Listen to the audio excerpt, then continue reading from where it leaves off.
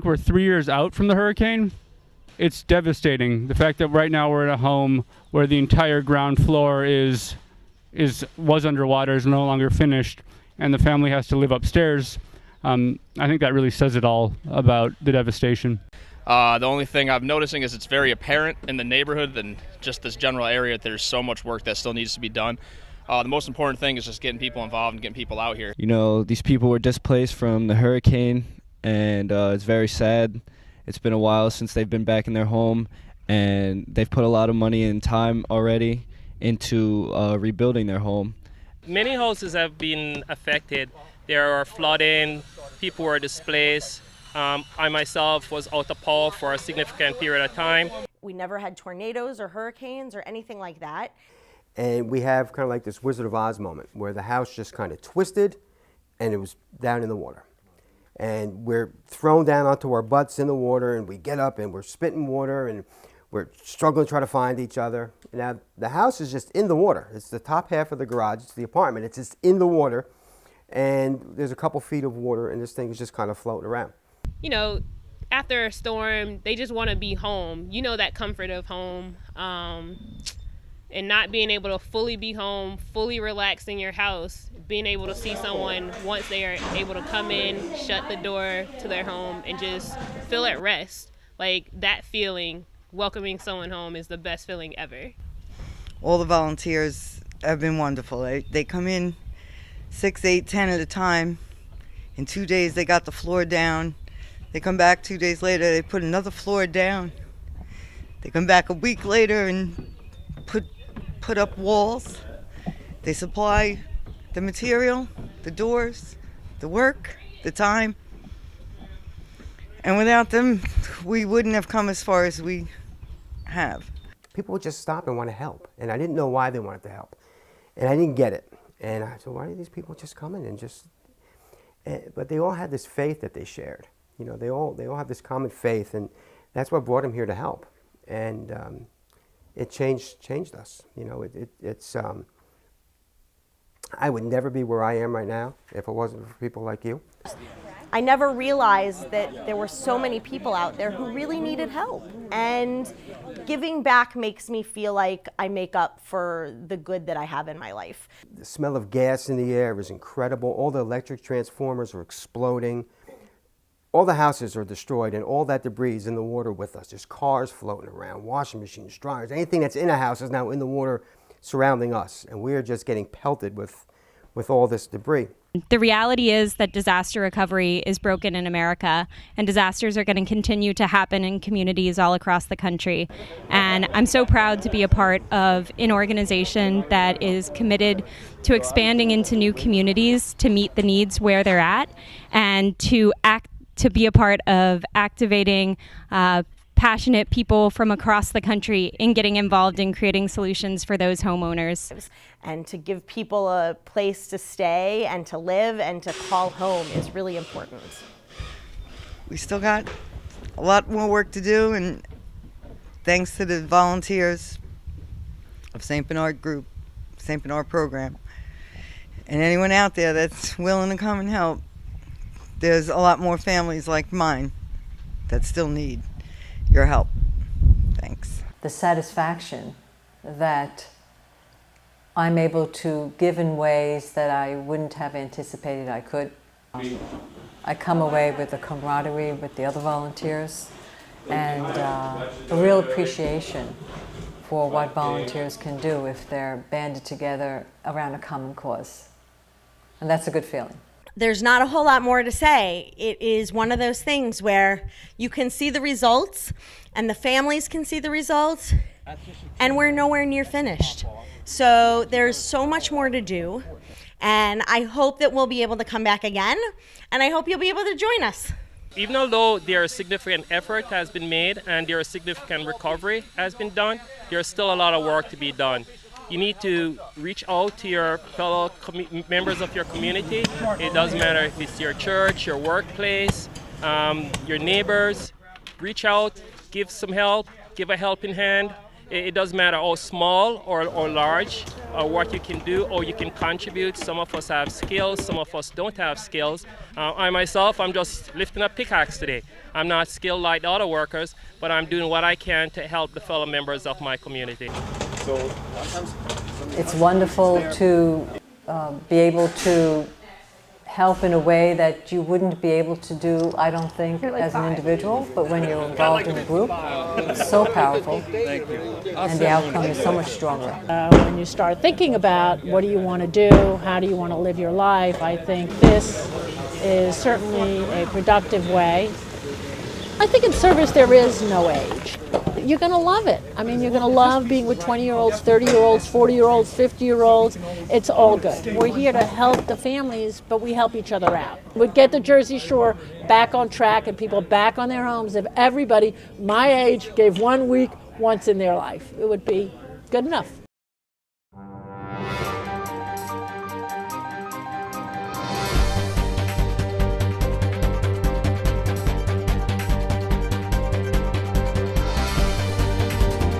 Help Jersey Shore volunteers. Share your stories on your favorite social media platform using hashtag Jersey Shore Volunteers or use hashtag JSV.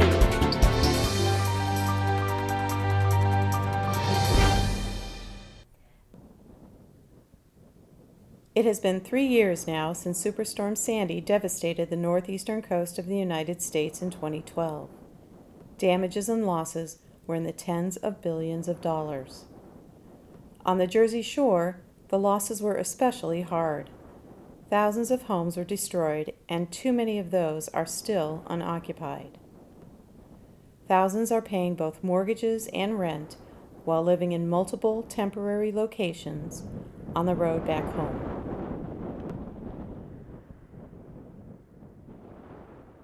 St. Bernard Project was founded in March 2006 by a few people who volunteered in the St. Bernard Parish following Hurricane Katrina.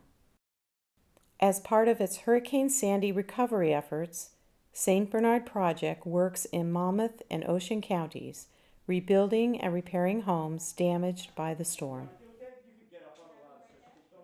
Barron Builders is the only program of its kind in the Washington, D.C. area. Founded 20 years ago, it operates throughout the year providing one-day and longer-term projects for groups of volunteers. This year, Barron Builders took a group of 7 volunteers to the Jersey Shore to repair homes that were destroyed in Hurricane Sandy.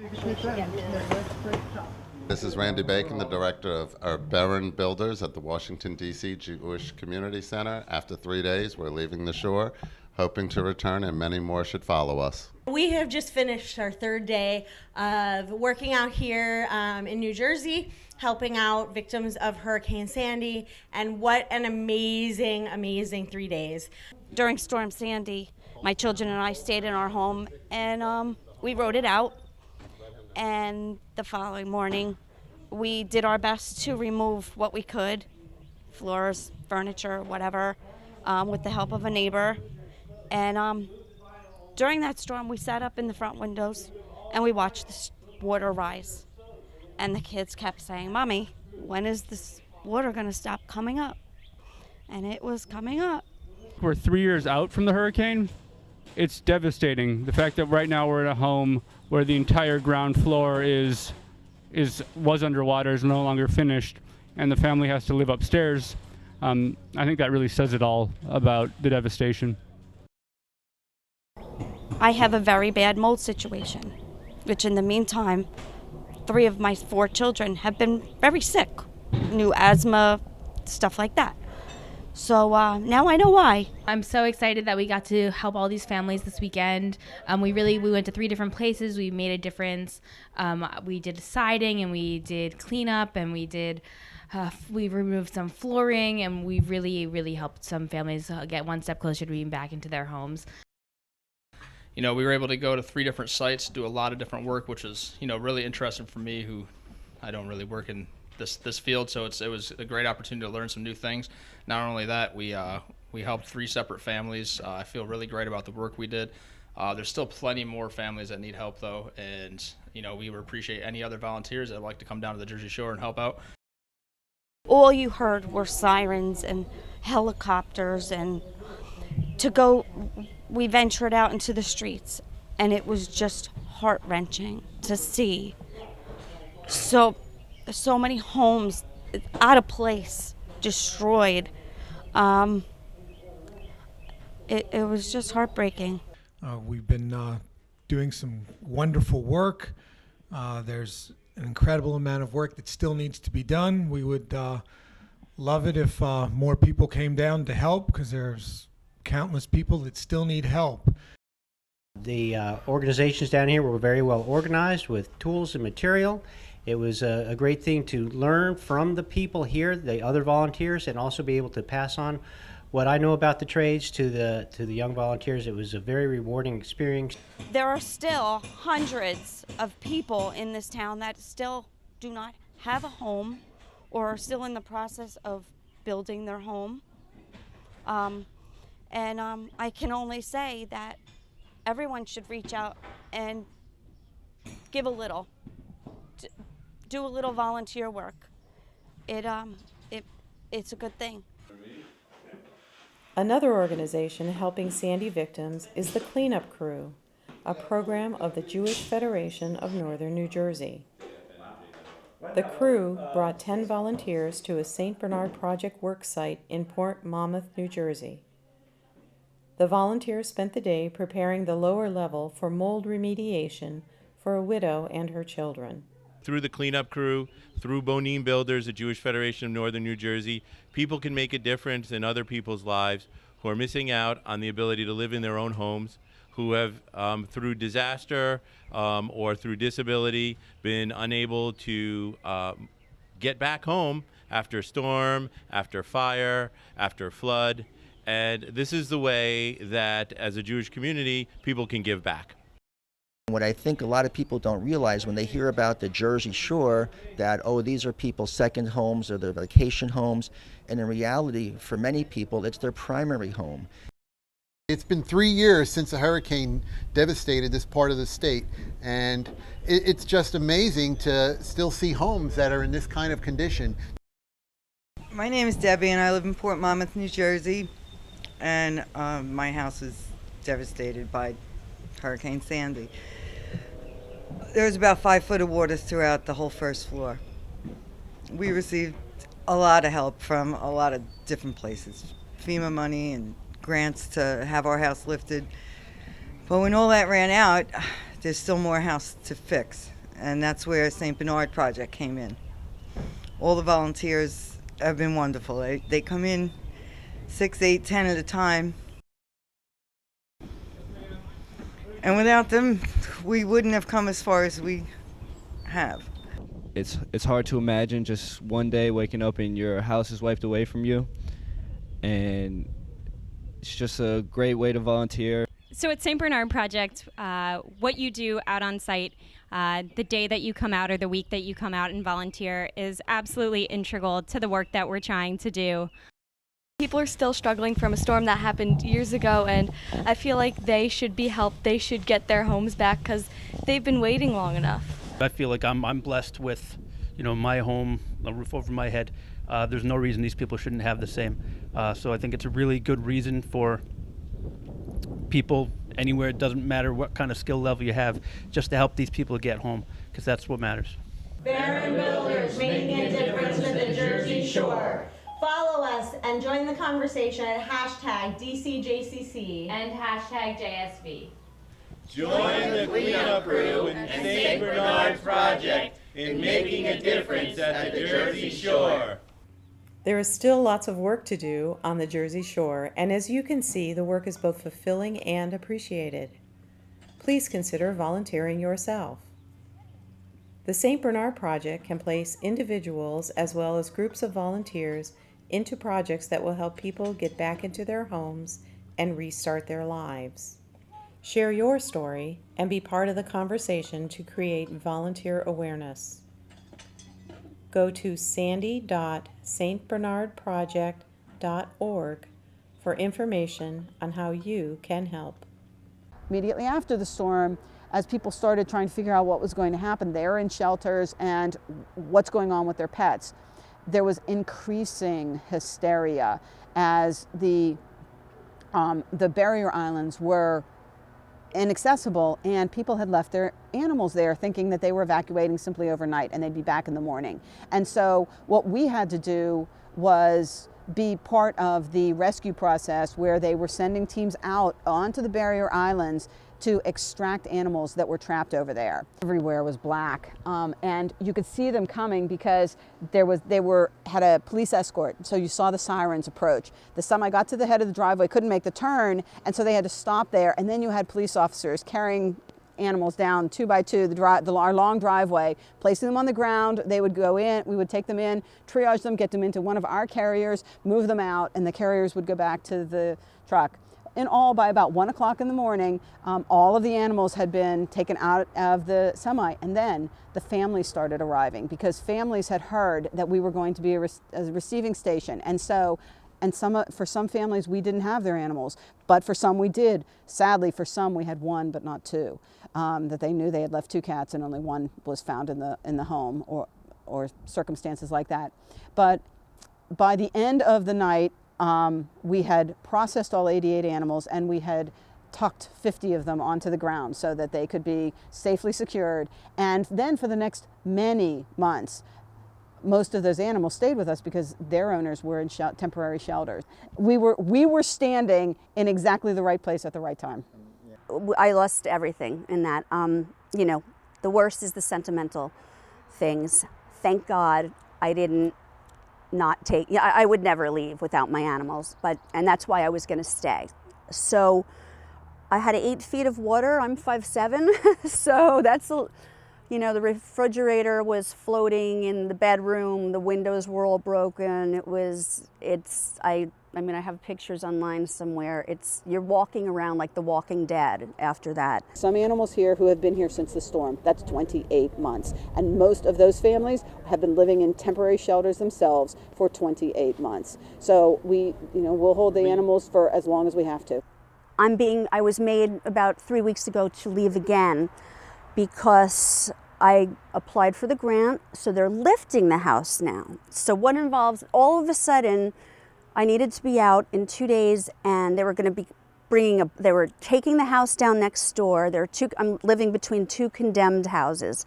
I still have the external part of my home, and that means Caterpillar trucks, bulldozers, loud noises, all this stuff. And these guys are they trust only me, or did trust only me. And I had nowhere, I looked everywhere. I'd used up all my friends and family for other rescues and during Hurricane Sandy.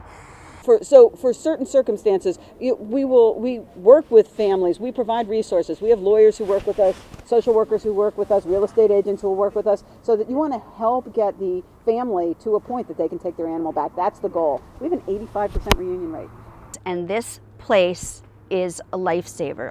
I'm not someone who asks for something. I just want to take care on my own. I walk in, everything's cared for. You barely smell kitty smell because they're so kind and conscientious, and they do what's best for each individual cat. So 3 years after Hurricane Sandy hit New Jersey, there are still a lot of people struggling. Even though it's still not in the news, there's still a lot of people who are still affected by the storm. Volunteering is a lot of hard work, but the work definitely pays off in the end. I'm Christiane. I direct the service programs at Edmund Burke School, and since Hurricane Katrina hit, we've been sending a group down to New Orleans. It occurred to me last year, though, why do we go so far afield when very close to where our school is located in Washington, D.C., a very serious storm hit, and there are people there who could use our outreach. And it could be also an opportunity for our students to learn this is what being in service of those in need looks like and feels like. So it gives them an opportunity to really encounter that. So it's a win-win situation. In both cases, I would say there's a sense that, oh, but that happened so long ago. Well, 2.5 years out, people have gotten back on their feet already, but just a lack of understanding of the complexity. I didn't really expect there to be much work to do. It was very surprising being here now, seeing how much is still undone and has left a lot of people still stranded. And it's crazy to think that 2 years they've been living like this. I've been really impressed with the students' experiences here. Before we leave on any service trip, we always have several meetings where we prepare. I think you need to prepare your mind as well as your heart before you engage in any type of service. And I love the opportunity of being able to take them away from DC and for 6 days, 5 nights, really immerse them in this learning experience. So you're not only engaged physically in helping people, but you can build in time for them to think about what does this mean. You can build in time for them to talk to people, talk to residents, hear their stories. This was a very tragic situation for us, my children and I. Being a single mom and having to deal with their emotional part of it and seeing what's going on and losing so many things in our home. But we stuck it out and we stayed strong. We basically lived a long camping trip. I enjoy camping, but this was not a camping trip that I wish to go on ever again. It was a long, rough trip.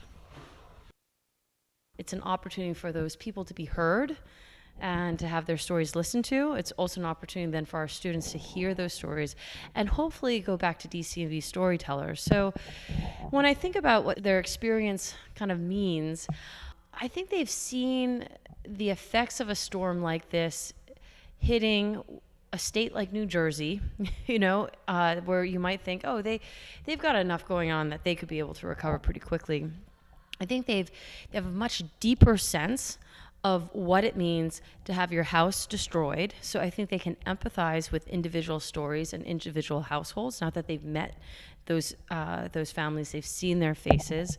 And this one particular student was moved to tears as she thought about, I want to make a difference, and I want it to be the big difference. And I think you never know when it's going to click for students.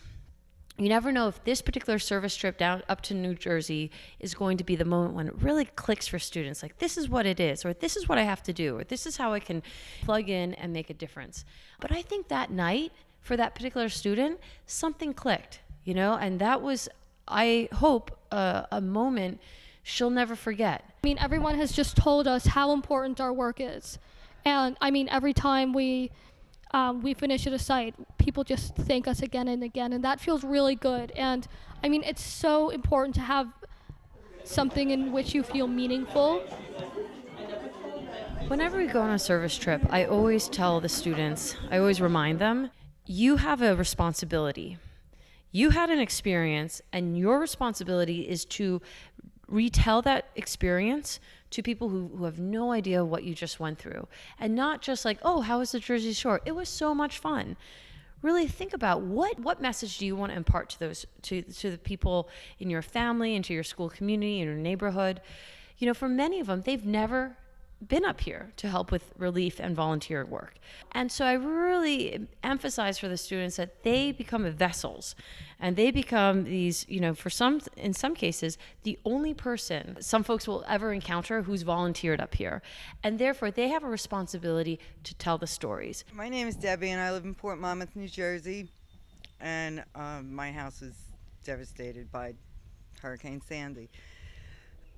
There was about 5 foot of water throughout the whole first floor. We received a lot of help from a lot of different places, FEMA money and grants to have our house lifted. But when all that ran out, there's still more house to fix. All the volunteers have been wonderful. They come in 6, 8, 10 at a time. In 2 days, they got the floor down. They come back 2 days later, they put another floor down. They come back a week later and put up walls. They supply the material, the doors, the work, the time. And without them, we wouldn't have come as far as we have. We still got a lot more work to do, and anyone out there that's willing to come and help, there's a lot more families like mine that still need your help. Thanks. My favorite activity so far was volunteering at St. Mark's Community Kitchen because you got to see the faces of the people who were affected by the storm. It's not meaningless work. You get to actually help people. I mean, sure, building a house helps people. You don't get to form those relationships or those bonds, or actually get to hear stories from like a first-hand witness or like a primary source. And that's a huge responsibility, but I think these kids are up for it. So when we go back, we've been keeping a blog to really capture the raw feelings of the experience. We will share that blog with the school community. We have one of the first assemblies to share with the school community, this is what we did. We were the first Burke service trip to go to the Jersey Shore, and we want more students to come up here. We want to make this a thing. We want to come up here every summer and make this is a responsibility that we feel toward the community and the partners that we built. Hi, I'm Greg Wood from Silver Spring, Maryland. I'm down here at the Jersey Shore helping with a relief effort from the hurricane, and I'm here with Barron Builders from Washington, D.C., and it's a Saturday, and we've got a bunch of people here. There's a parking lot over here that is full of cars. There's some of the professionals from the area have come in to help out.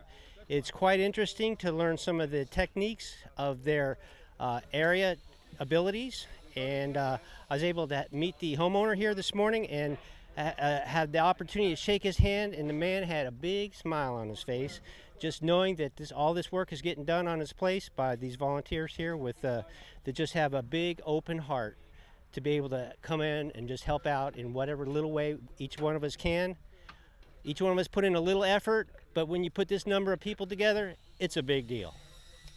So I'm just happy to be here and be part of that, my little piece. My name's Brian Gingrich Jr., United Way with AmeriCorps in Union Beach. Come on out. We need volunteers like you. Hope to see you soon.